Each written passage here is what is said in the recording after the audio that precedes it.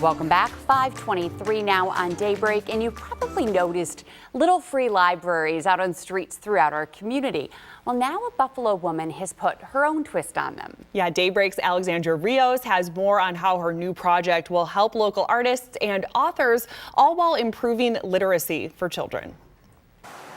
Students all over the city are struggling academically. So that's not exclusive to the East Side, but I'm from the East Side, right? And I know from growing up that the East Side is historically excluded from a lot of the progress that's made in Buffalo. You know, when we see things happen, it's coming to Elmwood Village or it's coming to downtown. That's Jillian Hanesworth. After seeing little library boxes that look like this one in other communities, she wanted to see them in hers. I was like, what if these were on the East Side, where people need the most right now, where students who can't go to school could access it, where parents who now have to help their kids do homework that they probably never had to do themselves can go and get a book and kind of, get back into that pattern of reading and assessment. Jillian is dyslexic. I did not know I was dyslexic until I was a junior in college. I was academically dismissed from school and had to appeal to get back in. And I'm like, why am I not doing well? I know the material. Why is this not translating when I'm taking tests and writing papers? And I found out that I'm dyslexic. And it took me back to being a kid, right? And not knowing the difference between a lowercase b and d. And my teacher being like, write ball 100 times and write dog 100 times. And it's like, this is not teaching me. This is not educating me.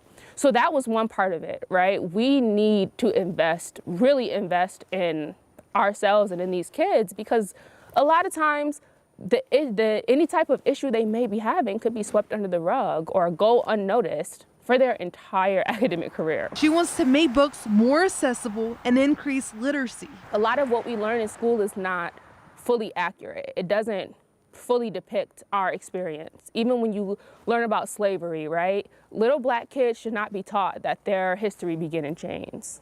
It didn't. Their ancestors weren't slaves, right? They were doctors, healers, storytellers. I thought that this project could help put books in kids' hands that are accurate and depicts their experience in a way that's respectful and honest and that encourages them, as opposed to just makes them feel like they just got to come from nothing. Because you don't.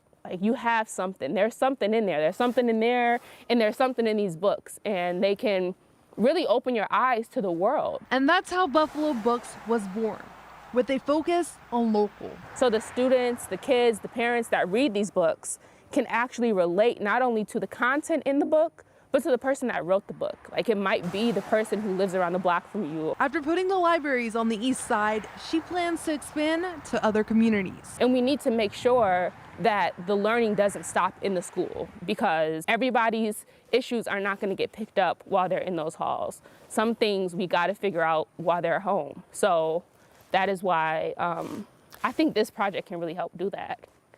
Yeah. As soon as the ground isn't frozen, you'll be able to see them on the east side of our communities. Right now, Jillian has 10 boxes built. She hopes to have another 25 built by the end of the summer. But again, this is a community effort, and if you would like to help, we have that link on her website. In the studio, Alexandra Rios, Channel 2 News. Great effort from the City of Good Neighbors. All right, Alex, thank you.